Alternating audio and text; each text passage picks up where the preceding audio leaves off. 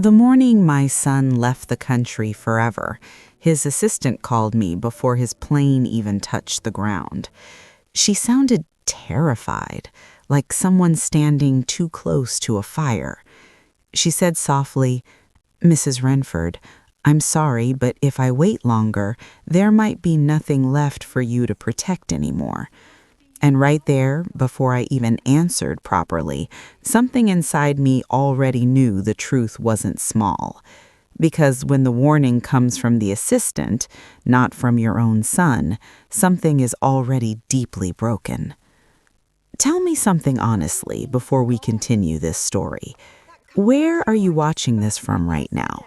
And would you answer that call or ignore it completely? Because that single decision changes everything that follows next. I was standing quietly in my kitchen that morning, holding a small knife and slicing a ripe Bartlett pear slowly. At 76 years old, I live inside small rituals now. I warm my teapot before pouring anything into it. I fold my linen towel exactly twice, never just once. I keep the radio playing softly, never loud enough to distract me. That morning, soft music floated through the air like mist, and I remember thinking the day looked almost too perfect, too calm, too gentle, like something was hiding behind it. Golden sunlight stretched across my kitchen counters in long lines. A fresh cardamom loaf had just come out of the oven. The smell filled the entire house with warmth and memory. My son used to love cardamom when he was younger. It's strange what your heart chooses to remember, even when your mind knows it probably shouldn't. He had just left that morning for Lisbon, calling it a new chapter with his usual polished tone. He talked about international clients, tax advantages, and expansion strategies. My son always had a talent for turning greed into elegant language. For 20 years after my husband passed away, I allowed him to handle almost everything in my life: investments, property sales, retirement income, legal documents. If anything needed signing, he arrived fully prepared already. Tabs placed neatly, pages marked, pen ready in his hand. He would smile gently and say, "I've simplified everything for you, Mother." And I believed him, not because I understood everything, but because grief makes you tired in ways you cannot explain, and tired people hand their lives to whoever sounds calm. When my phone rang that morning, I almost ignored it. The number was unfamiliar with a London prefix attached. I only answered because I thought maybe he changed phones. "Hello, this is Evelyn Renford speaking," I said carefully. There was a pause, followed by a shaky breath. "Mrs. Renford, I'm your son's executive assistant. I know this call is inappropriate and I may lose my job, but I need to ask you something before he realizes anything." I slowly placed the knife down on the counter. "What exactly have you looked at?" I asked calmly. There was silence, followed by faint office noises behind her. A printer running, a door closing somewhere far away. Then her voice dropped to almost a whisper. "The Evergreen Reserve account," she said carefully. That name meant absolutely nothing to me, and that was the first moment I felt something shift, because my son named every account with polished elegance, names that sounded like private clubs for wealthy people. Alderbridge, Highton, Wintermere, all familiar to me. But Evergreen? That name didn't belong anywhere in my memory. "What about it?" I asked, my voice staying steady. There was a longer pause this time before she answered. "According to your official reports," she said slowly, "that account should hold around $1.8 million. My fingers tightened slightly against the kitchen counter. "And it doesn't?" I asked, already knowing the answer. The room suddenly felt smaller, like the air shifted. Even the music in the background sounded far away now. I looked outside through my kitchen window. The hydrangeas in my garden stood perfectly still in sunlight, as if the world had paused just long enough for one sentence to quietly destroy everything I trusted. "How much is actually there?" I asked quietly. Her voice lowered even more when she answered. $42,611. For a moment, I actually laughed out loud, not because it was funny in any possible way, but because the number felt too absurd to accept. My mind rejected it instantly, like it couldn't process reality. "That must be a mistake," I said firmly. "I truly hope it is," she replied softly, "but I checked everything multiple times already. I reviewed archived reports, transfer logs, and fee records." Then she paused again, like choosing her next words carefully. "Mrs. Renford, I don't think your son was just moving money. I think he has been draining it for years." I slowly sat down at my kitchen table. The pear still rested untouched on the cutting board. The cardamom loaf cooled quietly beside me. And suddenly, my home didn't feel like mine anymore. It felt like a stage set for a life I wasn't sure I trusted anymore. "Send me everything you have," I said finally. Her breath caught slightly on the other side. "So you believe me?" she asked nervously. I looked at the steam rising from my tea. "No," I said calmly after a moment, "but I believe numbers, and numbers don't lie. And if my son has been lying for 20 years, I paused, letting the thoughts settle completely, "then today will be the last quiet morning he ever gets." The call ended, but I didn't move immediately. The tea beside me slowly turned cold and untouched. A thin film formed on its surface, quietly fading. At my age, you learn not to rush into panic. You learn to sit still and let truth come slowly. But that morning felt different in a way I couldn't ignore. Because deep inside, I already knew something important. This wasn't confusion, and it definitely wasn't a mistake. This felt deliberate, structured, carefully designed over years. For 20 years, my son had been building something around me, and I had mistaken it for love, protection, and care. I didn't rush into action after that phone call ended. At my age, rushing is often where mistakes begin quietly. Instead, I sat there long enough to feel everything settle. Not panic, not fear, but something colder and sharper. It felt like clarity was slowly replacing comfort inside me. And clarity has a way of making things impossible to ignore. After my husband passed away years ago, life didn't just become emotionally difficult, it became administrative. Death brings paperwork, decisions, and responsibilities you are never fully prepared to carry alone. Your hands are still shaking, but signatures are still required. And that's exactly when my son stepped in completely. He didn't arrive loudly or dramatically like people expect. He arrived calmly, organized, and almost professionally distant. His voice was always steady, never rushed, never emotional. He brought folders neatly labeled with soft gray tabs. Every document looked clean, structured, easy to understand. "Let me handle this for you, Mother," he would say gently. "You shouldn't have to worry about these complicated things anymore." And back then, that sounded like kindness to me. Now I realize it sounded like control dressed as care. I still remember the very first document I signed under him. It was inside my husband's study, the cedar-scented room. That room used to hold warmth, quiet evenings, and memories. But that day, it held something entirely different instead. He placed the paper perfectly aligned on the desk surface. Then he handed me a pen that wasn't mine. It felt heavier, more deliberate, almost symbolic in weight. "This will give me flexibility to manage things better," he said calmly. Flexibility. Such a harmless word when you first hear it. I signed without asking anything further that day, and that single signature quietly started everything. One permission slowly turned into another, then another.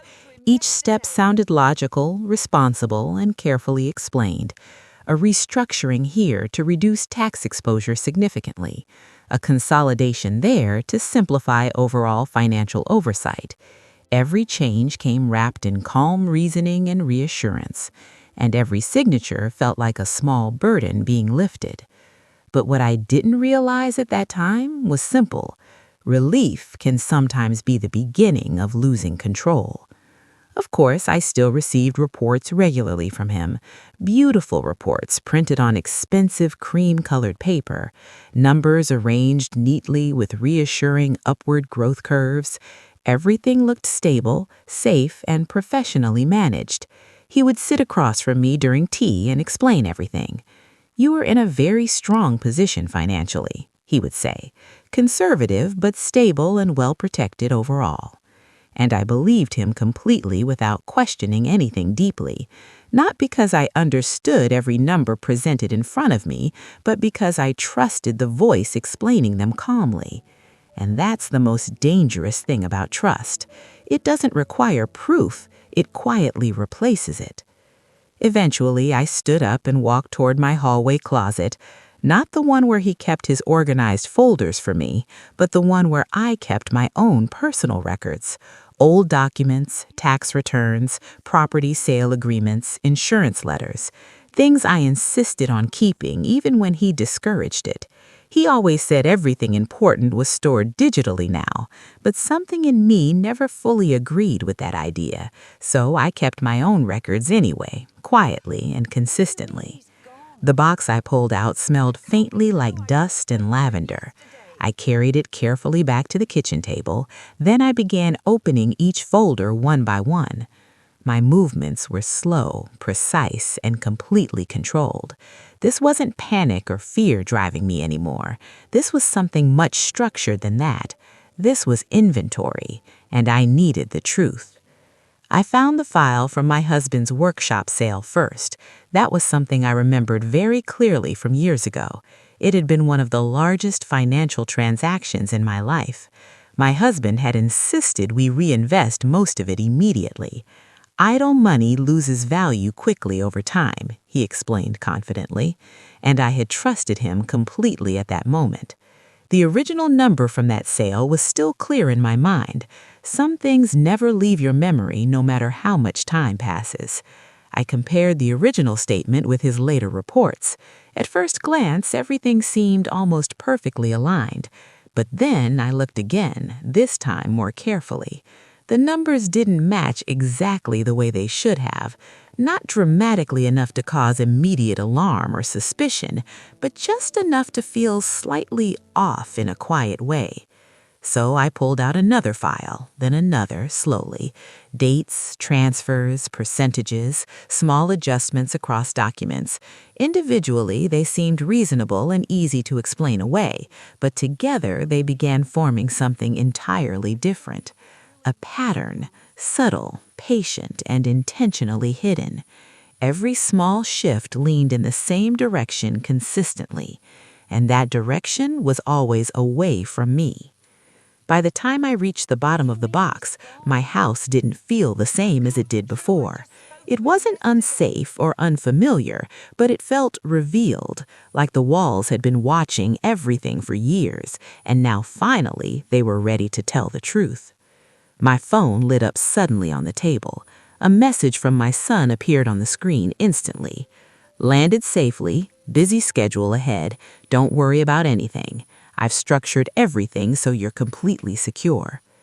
I stared at that message for a long time silently. Then I turned the phone face down without replying. For 20 years, I had been easy to reassure completely. That was about to become his biggest mistake now. I didn't call the bank that day or contact any lawyer. I didn't even speak to my granddaughter about anything yet, because panic makes people loud, and loud people miss details. And right now, details were the only thing that mattered. I needed silence more than anything else at that moment. Exactly at 2:40 in the afternoon, my phone rang again. It was Noelle calling me back, her voice slightly tighter now, like someone who had already crossed a dangerous line. She explained I can't send documents to your personal email safely. They monitor everything through internal compliance systems here. But we can meet in person somewhere private and quiet. I glanced at the clock on my wall briefly. Where? I asked without hesitation in my voice. There's a small cafe on Wimore Street, green awning outside, very quiet, not many people around. I can be there in about 30 minutes from now. Be there in 30, I said, already reaching for my coat. The drive felt longer than it actually was. Traffic lights seemed to hold just slightly longer than usual, almost like the world itself was asking me to reconsider. But I didn't reconsider anything at all that afternoon, because once you see a pattern, you can't unsee it again. I parked my car across the street from the cafe quietly. For a moment, I didn't step out immediately. I sat there, watching the entrance like I was studying it. Age teaches you something very important over time. You observe first and only move when you understand enough. The cafe was small, almost easy to overlook completely. A soft green awning stretched gently over the entrance. Inside, I could see only a few people sitting quietly. No loud conversations, no unnecessary movement, just calm silence. The kind of place where no one asks too many questions. I stepped out of the car and crossed the street slowly. Each step felt deliberate, like I was walking into something irreversible. Because deep down, I already knew one simple truth.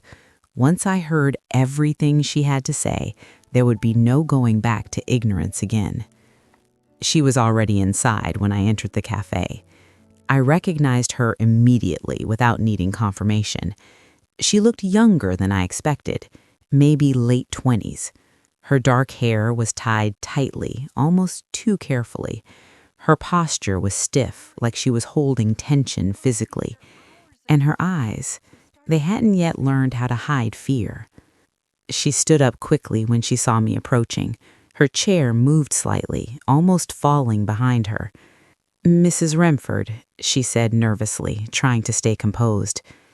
"Sit," I said calmly, taking the chair across from her. "Start from the beginning and don't leave anything out." Neither of us ordered anything from the cafe menu. This wasn't a meeting meant for comfort or politeness. This was something else entirely, something more serious. "For the past year," she began, lowering her voice carefully, "I've been handling internal reconciliation reports. Not the ones sent to clients like you," she continued slowly. "The real reports that show movements before adjustments happen." "Adjustments?" I repeated, watching her expression closely. She nodded slightly before answering my question. "Adjusted for presentation, before clients ever see them." Of course, presentation had always been my son's strength. He knew exactly how to make anything look acceptable. She reached into her bag and pulled out a thin folder. There were no logos, no branding, nothing official about it intentionally. "I printed what I could without triggering alerts," she explained. "These are only partial logs, not even the full picture." I opened the folder slowly and looked down. Rows of numbers filled the pages in front of me. Dates, transfer IDs, account movements, unfamiliar entity names. Names I had never seen or heard of before in my life. Verrill Holdings, North Key Advisory, Sylvan Crest Limited. Elegant names, but completely empty of meaning for me.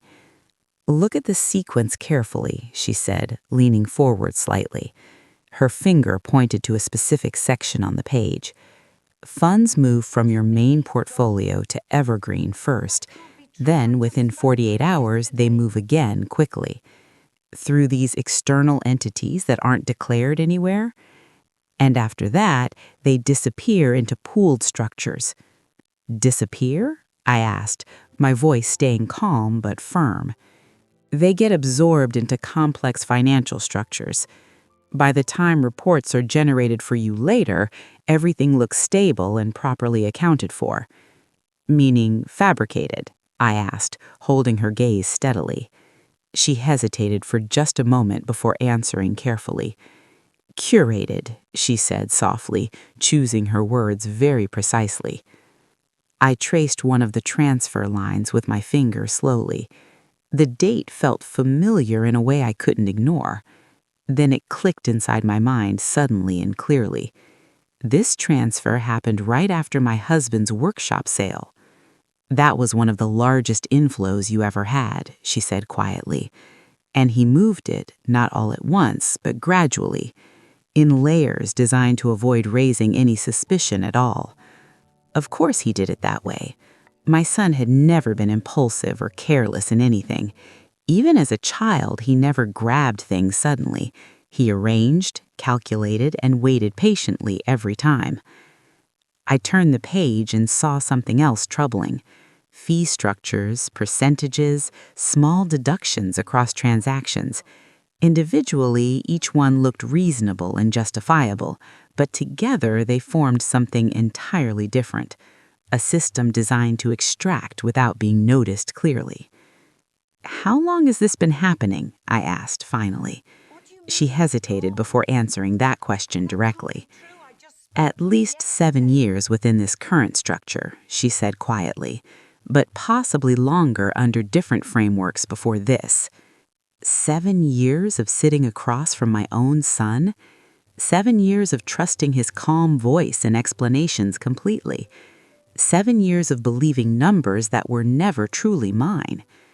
And you stayed, I asked, not accusing, just stating facts. Her jaw tightened slightly before she answered honestly. I didn't see the full pattern until recently. He separates everything carefully between different departments. No single person ever sees the complete picture clearly. She paused briefly before finishing her sentence. No one, except him. Why tell me now? I asked, watching her carefully. She took a slow breath before answering that question. Yesterday, he instructed me to prepare a full migration.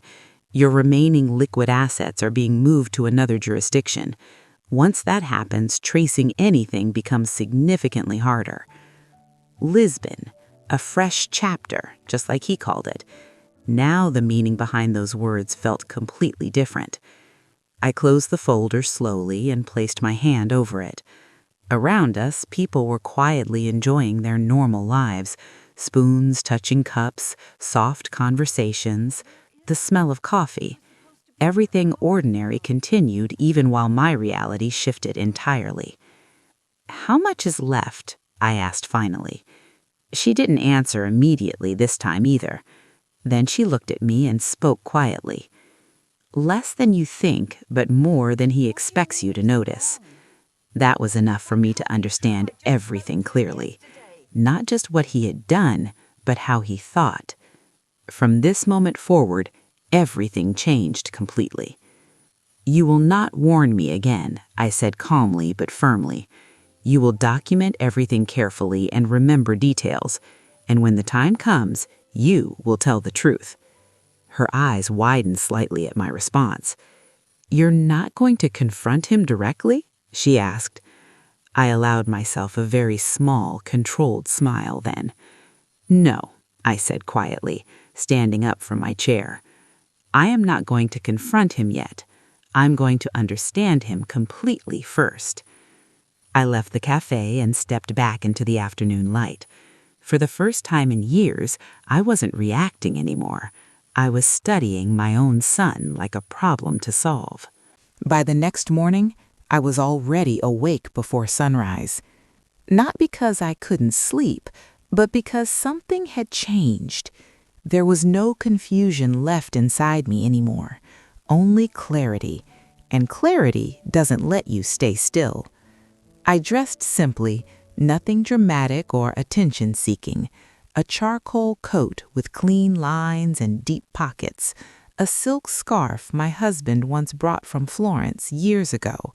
Clothing doesn't make you stronger, but it reminds you who you are. And that morning, I needed to remember exactly that.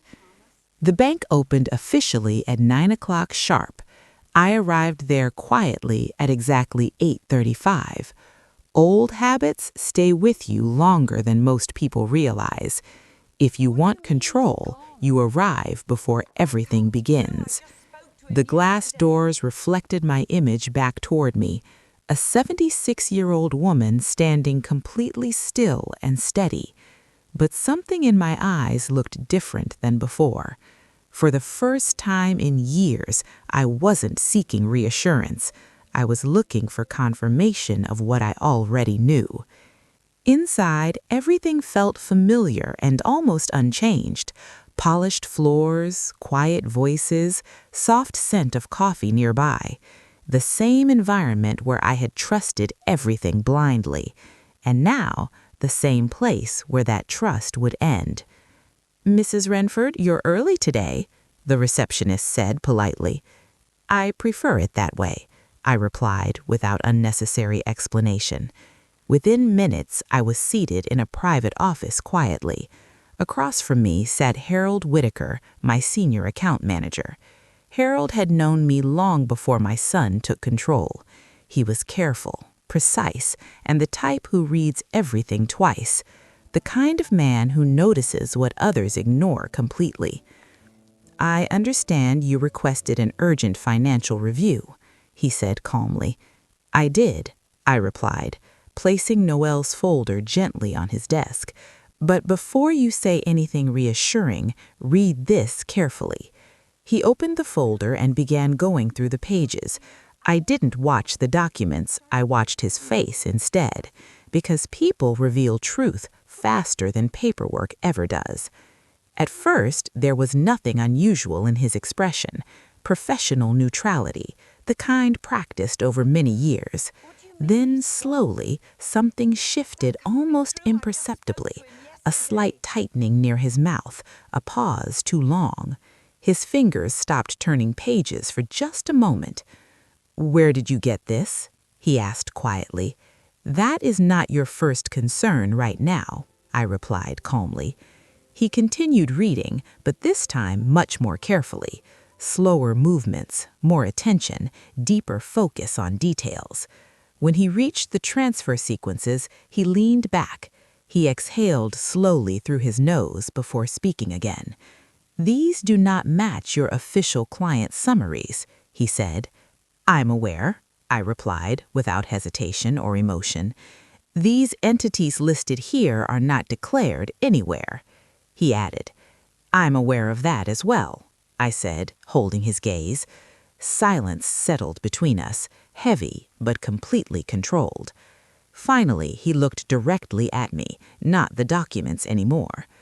"How much do you already know, Mrs. Renford?" he asked quietly. "Enough to understand I was managed, not advised," I said quietly. That sentence landed harder than anything else in that room, because he understood exactly what that meant immediately. He removed his glasses and rubbed the bridge of his nose. "If this information is accurate," he said carefully, "your son has operated beyond your authorized control." "No," I corrected him calmly, without raising my voice. "He operated within what I was convinced to sign." That difference mattered more than anything else, and he knew it the moment I said those words.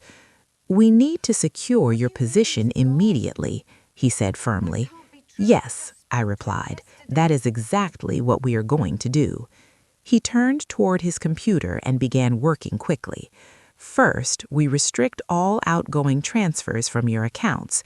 Then we review every active authorization currently in place. Revoke them," I said clearly before he could continue further. He paused slightly, understanding the weight of that decision. "That would include your son's full access," he said carefully. "Especially my son," I replied without hesitation at all. Another short pause followed that. "Understood," he said, continuing his work immediately after that. As he worked, I looked around the room quietly. The The same paintings, the same ticking clock on the wall. How many times had I sat here feeling completely safe? How many times had everything been rearranged behind me silently? "Mrs. Renford," Harold said one last time carefully, "this situation may become legally complicated moving forward." "It already is," I replied calmly at the doorway. "I'm simply the last person who acknowledged it." Outside, the morning air felt sharper and cleaner somehow. For 20 years, my life had been moved without me noticing. Now, for the first time, I was making the next move. I didn't even reach home before my phone started vibrating, once, twice, then continuously without stopping at all, like something alive trying desperately to get my attention. I didn't look at it immediately on purpose. There is power in silence when someone expects instant access. Silence becomes a language they don't know how to interpret.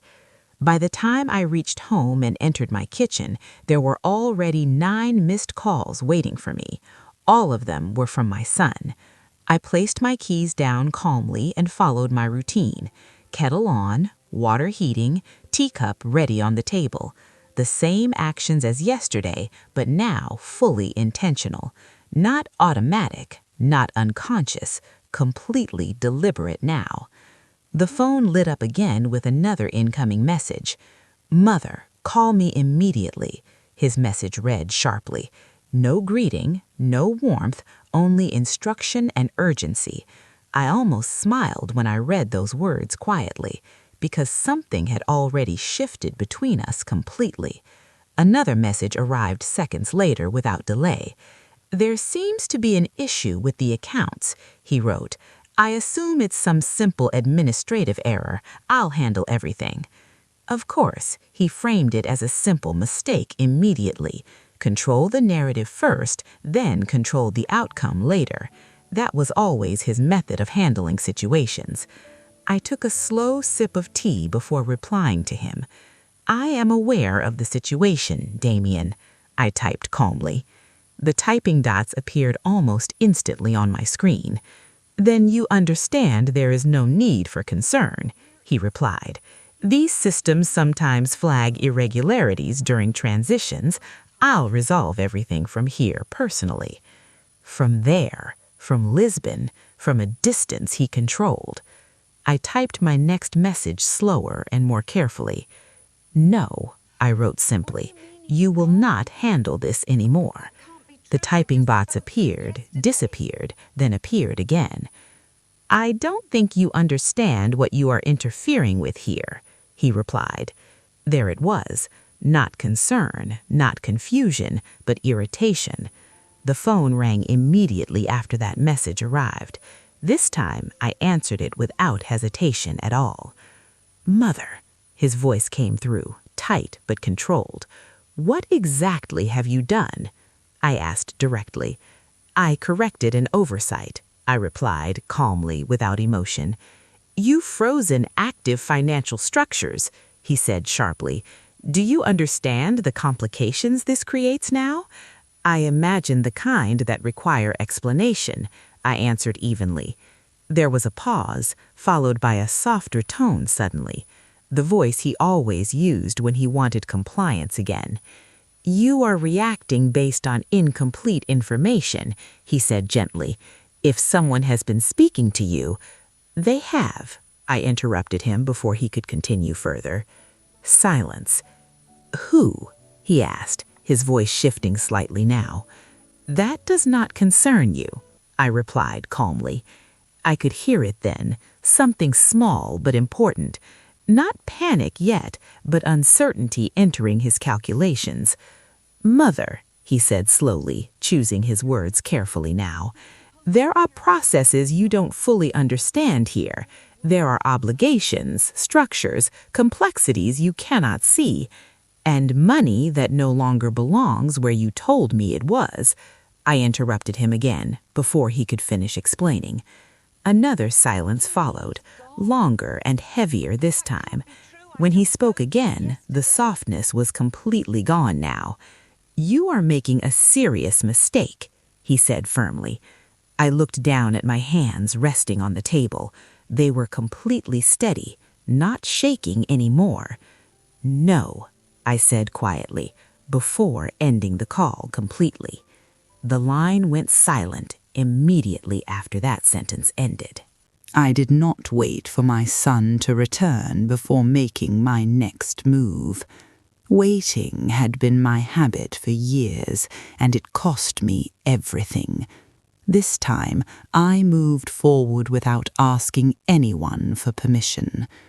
By noon that same day, I was already seated quietly. The office was on the 3rd floor of an old sandstone building. Heavy wooden doors, thick carpets, and silence that meant business. The kind of place where decisions are made carefully and permanently. Across from me sat Gideon Vale, a man who dealt with truth professionally. He looked younger than I expected, but his eyes were different, still, focused, and completely unmoved by emotion or distraction. The kind of eyes that recognize lies before words even finish forming. He read through Noel's documents without saying anything at first. Each page turned slowly, deliberately, with absolute attention to detail. Occasionally he made small notes in dark ink beside certain lines. I didn't interrupt him because silence was part of his process. After several minutes, he finally closed the folder calmly. "This is not careless or impulsive behavior," he said quietly. "No, it never was from the beginning." He leaned back slightly, now studying me instead of papers. "Your son didn't steal randomly," he continued carefully. "He engineered a system, layered, controlled, and intentionally hidden. And where the system couldn't fully protect him legally," he added, "he relied on something far more reliable, your trust." There it was again, not just money, but betrayal shaped as competence. "What can actually be recovered?" I asked him directly. He didn't answer immediately, which told me everything I needed. He stood up, walked to the window, then turned back slowly. "That depends entirely on how far you are willing to go," he said. I held his gaze without hesitation for even a second. "All the way," I answered clearly, without any softness. A small shift passed through his expression, almost approval. "Then we proceed carefully and completely," he said firmly. He pulled a legal pad closer and began outlining everything. Every transfer must be mapped clearly from origin to destination. Every entity involved must be traced and fully identified. Every authorization you signed must be examined carefully. And more importantly, how those authorizations were used. He pointed toward the names listed in the documents. "These are not random companies," he explained calmly. "They are likely shell structures designed to redirect funds quietly." "I never approved any of those entities," I said firmly. "You approved something," he replied calmly without hesitation. "We just need to find the document that made it possible." That sentence settled heavily inside me in a way nothing else had, because deep down I already knew he was absolutely right. My son had never forced anything on me directly. He had guided, simplified, and reframed until I agreed willingly, until my signature became a tool he could use repeatedly. "We also need to freeze everything we can immediately," he continued. "You've already taken the first step at the bank, which is good, but there may be secondary access points still active. Investment platforms, custodial accounts, discretionary mandates. I want every single one reviewed without exception, he said. They will be, I replied, without hesitation or doubt. He paused briefly, then added one final warning carefully. If your son has already begun moving assets internationally, for example, relocating them to Lisbon or similar jurisdictions, then part of this may become exposure instead of recovery. Meaning, I asked quietly, though I already understood partially. Meaning we stop asking politely for anything to be returned, he said calmly, looking directly into my eyes, and we start making it impossible for him to continue operating. Something settled inside me at that exact moment. Not anger, not sadness, but alignment with reality. For 20 years, I said slowly, choosing my words carefully, he believed I would never look closely enough at anything, that I preferred comfort instead of truth. That is a very common assumption, Gideon replied calmly, and it is exactly what he built everything on. I nodded once, accepting that truth fully now. Then let's remove that assumption completely, I said quietly. For the first time, he allowed himself a small, precise smile. Understood, he said, writing one final line on his notes.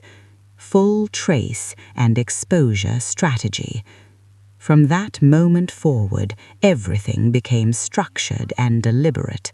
No emotional reactions, no unnecessary conversations, no warnings, just evidence, alignment, and preparation for something irreversible. 3 days later, the Renford Memorial Foundation held its board evening, a quiet, formal gathering where reputation mattered more than anything. The kind of room where perception decides everything without noise. I chose that room very carefully for a reason, because my son had built his life on controlled perception, so I decided to take control of that perception completely. That evening, I stood in front of my mirror quietly. A dark blue dress, simple pearls, nothing excessive or dramatic. I didn't want to look powerful, I wanted to look undeniable. I placed 2 folders carefully inside my bag before leaving. One contained certified financial summaries from the bank. The other contained my husband's original trust documents. The truth, before it was quietly changed over time. When I arrived, the room was exactly as expected. Soft lighting, polished wood, low conversations, controlled atmosphere. No one noticed me immediately, and that was intentional. My son was already there, standing confidently among others, speaking calmly, smiling slightly, completely in control as always.